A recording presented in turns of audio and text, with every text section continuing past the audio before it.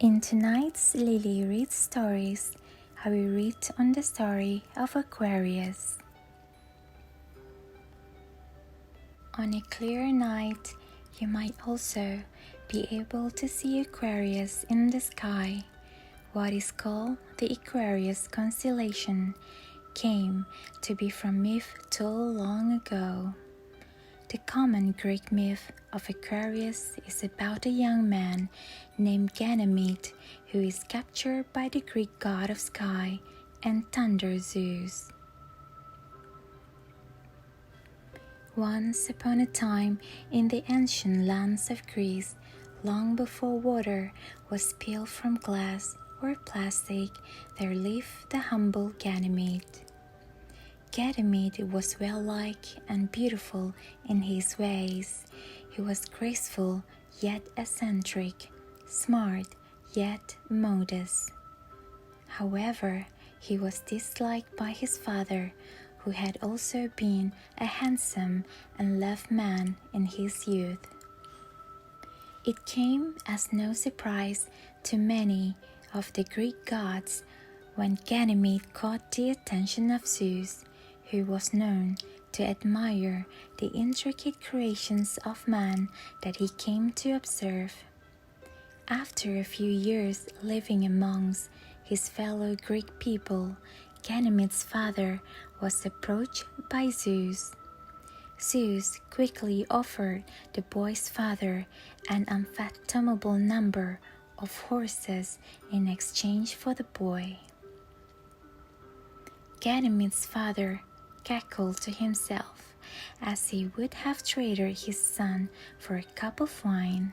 Again, it came as no surprise to the gods when Ganymede was then met by Zeus disguised in the form of a stunning bird to be swept away. Ganymede was so used to all the attention he received about his looks that he felt a strange wave of relief upon viewing something more beautiful and unique than himself.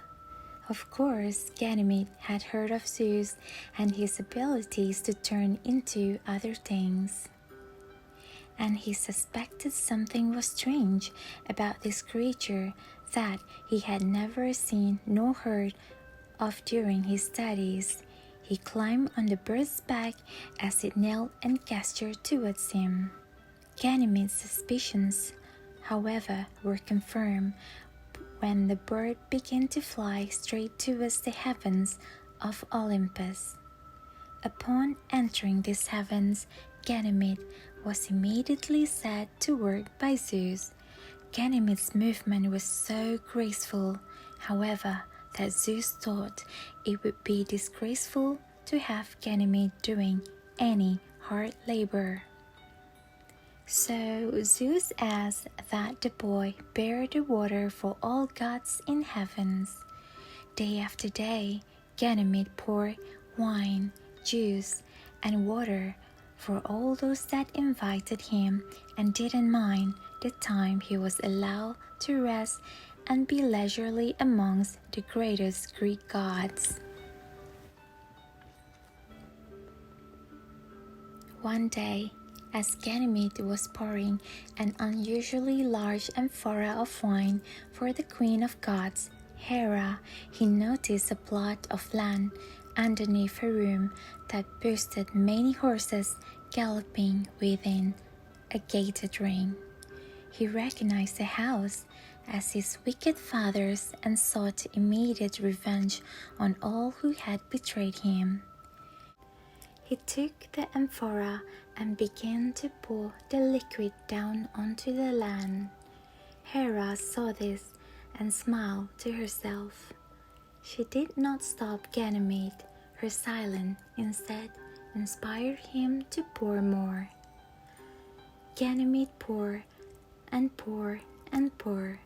As he poured, he also wept. He poured the wine, he poured the water, he poured the juices. He cried all over the Grecian hills, surrounded his father's plot of land. Suddenly, the gates that held the horses broke against the weight of the rushing floods. The area was transformed, and Ganymede had nothing left in the amphora. There was now nothing left in any of the jugs or cups in Olympus. In his pain, he had poured all the liquids below. Upon seeing the floods, Zeus entered Hera's heavenly chamber and saw Ganymede surrounded by empty water vessels. He was about to reprimand Ganymede when he noticed a similar look and smile on Hera's face. Zeus now realized that he had been selfish. Due to Ganymede's exposed grief, he approached Zeus. He asked Zeus to send him back to his land to drown in his sadness, to live out of the rest of his days in isolation. "I cannot bear to pour one more drop," Ganymede the water-bearer said. Zeus had realized the fault in his ways. His sympathy for Ganymede was great, and his love for Hera's wisdom was grand. And so Zeus refused Ganymede's request. Instead, he granted him a great gift of even greater immortal status. Ganymede became the stars in the sky. The constellation Aquarius is where Ganymede is now.